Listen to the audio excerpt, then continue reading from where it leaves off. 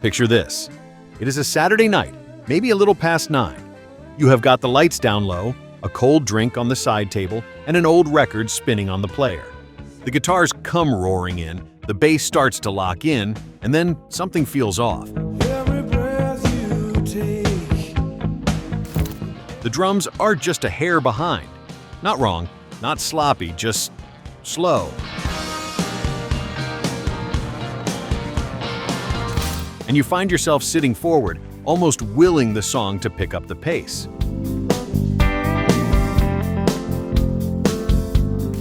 Now here's the funny thing. That feeling you just had is not a mistake. In many cases, it is the whole point. Some of the most powerful drummers in rock history made a career out of playing slower than anyone expected them to. Today I'm going to walk you through 10 times drummers played too slow for their band, and why, in the end, that was the secret to greatness. Number 1. John Bonham and the way he sat behind the beat on Led Zeppelin records.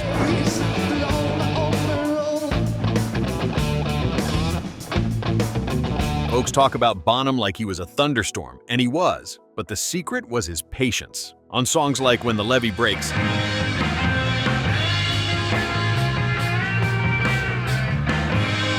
he plays slightly behind where you expect him to, and it gives the whole track this heavy, dragging weight, like a freight train you can hear from a mile off. The rest of the band is leaning forward, and Bonham is leaning back, and that tension is what makes your chest feel full when the chorus hits.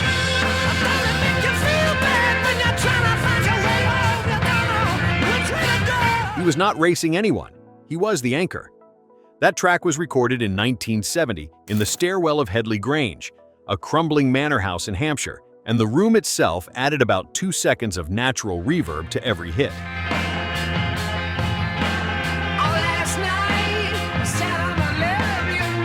Engineers used 2 microphones placed 50 feet away just to capture the full decay of his kick drum.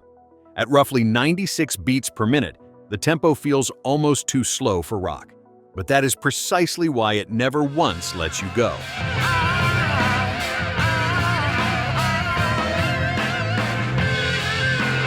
Number 2. Charlie Watts with the Rolling Stones.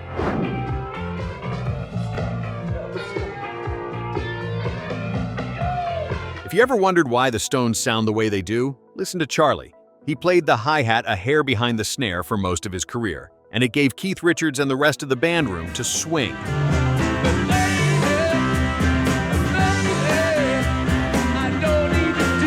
On a track like Tumbling Dice, you can almost hear him refusing to rush.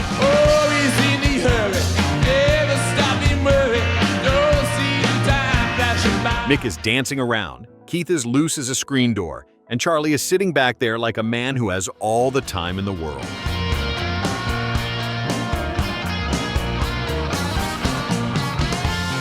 That calm is what made them a band you could listen to for 60 years and never get tired of.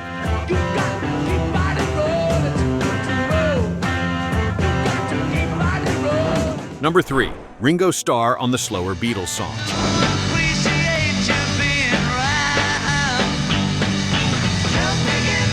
Now Ringo gets teased sometimes, but the man understood something most drummers spend a lifetime trying to learn. He played for the song, not for himself.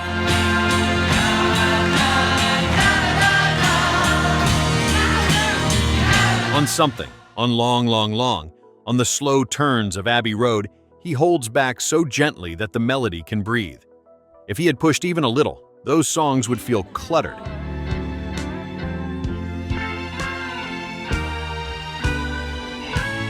Instead, they feel like a quiet conversation between old friends. That kind of restraint is harder than any drum solo you will ever hear.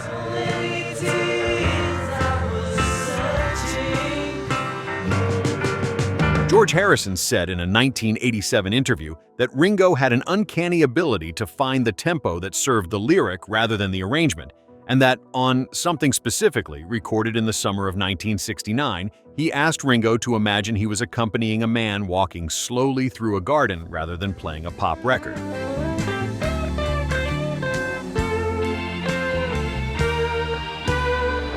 Number 4. Mitch Mitchell behind Jimi Hendrix.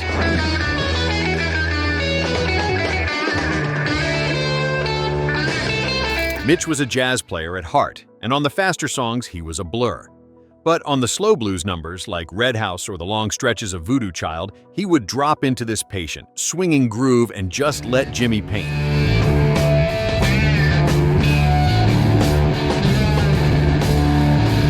He could have filled every bar with rolls and crashes. He chose not to. He chose to leave space because he knew the guitar was telling a story and the drums were there to hold the door open.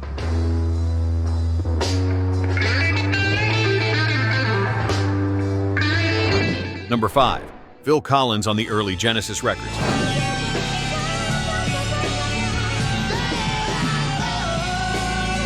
On songs like Firth of Fifth or the long, quiet passages of their 70s albums, Phil would play these slow, deliberate patterns that felt like a clock ticking in an empty room.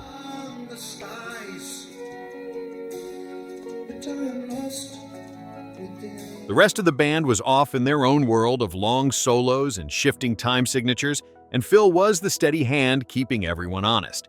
When he finally did let loose, it landed because he had waited so long to do it.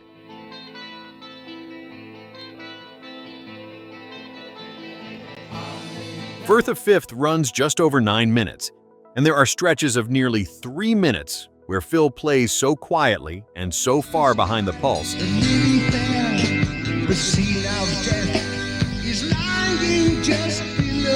that newer listeners sometimes wonder if the tempo has simply dissolved. It is not. He is still there, still holding the center, patient as a man waiting for a bus he knows is coming.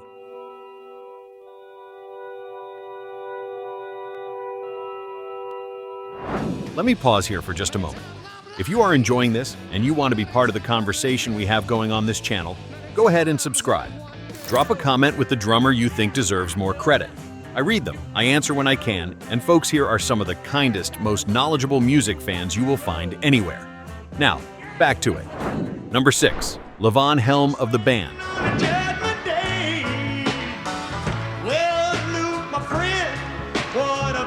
Levon played slower than the song sometimes seemed to call for, and that was the whole magic. On The Wait, on Up on Cripple Creek, he plays with this back porch, unhurried feel, like a man who has been working all day and is just now sitting down. I sure do like to see. That's when that little love of mine dips. He was singing lead at the same time on many of those tracks, which is harder than it sounds.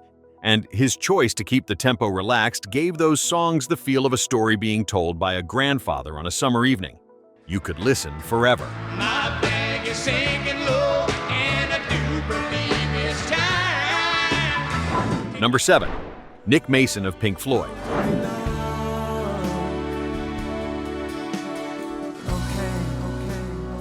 Now, Nick has caught some unfair criticism over the years from folks who thought he was too simple, but put on Time or Us and Them, or the slow build of Comfortably Numb, and listen to what he is actually doing.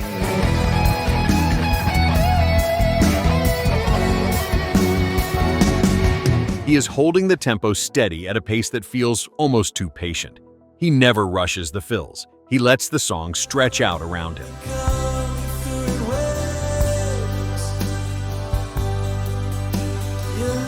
That patience is exactly what made those long Pink Floyd pieces feel like a journey rather than a song. Without him sitting back, the whole thing would fly apart. Comfortably Numb sits at around 63 beats per minute, which is close to a resting human heartbeat.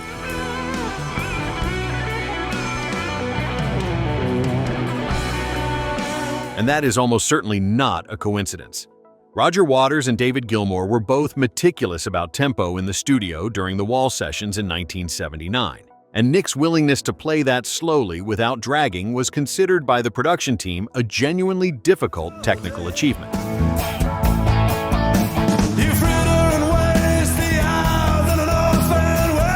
Number 8.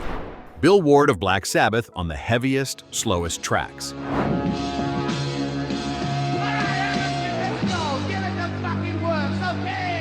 When Sabbath played a song like Black Sabbath itself or the opening of War Pigs, Bill Ward dragged the tempo down until it felt like the floor was sinking.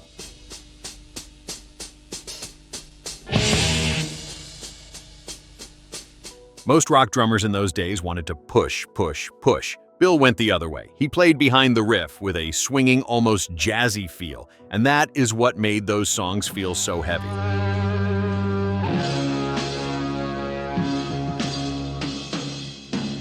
Heaviness in music is not about volume. It is about weight, and weight comes from slowing down.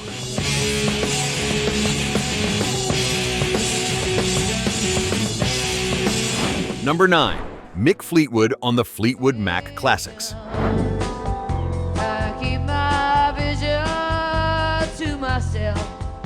Mick is a tall man with a long reach, and he used every bit of it to play these wide, unhurried grooves.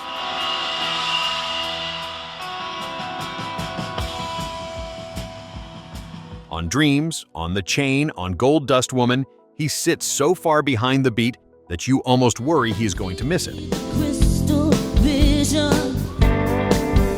I keep my vision. But he never does. He lands it every time, and that little stretch of time gives the songs their dreamy, floating quality.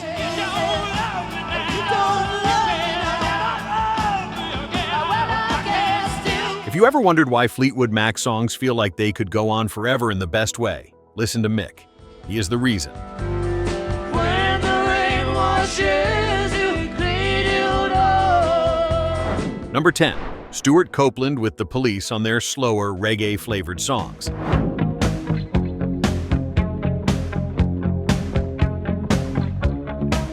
Stewart was famous for his lightning-fast hi-hat work, but on songs like Walking on the Moon or the verses of Every Breath You Take, he pulled way back.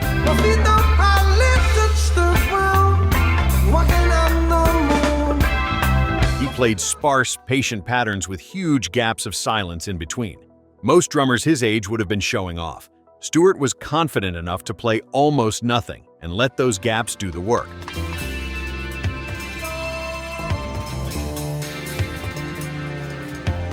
The result was a sound nobody else had, and a band that stood out from everything around them. Walking on the Moon was recorded at Compass Point Studios in Nassau in 1979, and the bass line Sting laid down was originally even busier.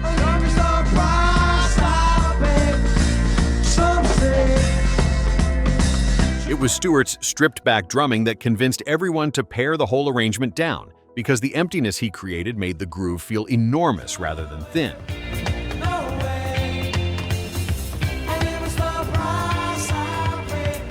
So, there you have it. 10 drummers who, in the moments that mattered most, chose to slow down when the rest of the world expected them to speed up. And here's the thing I want you to take away. Playing slow is not the easy choice. It is the hardest choice a drummer can make. Anyone can fill a bar with notes. It takes decades of hard-won experience to leave a bar nearly empty and trust that the song will be better for it. The careful old way, the patient way, the way that respects the music more than the ego, that is what these 10 players had in common.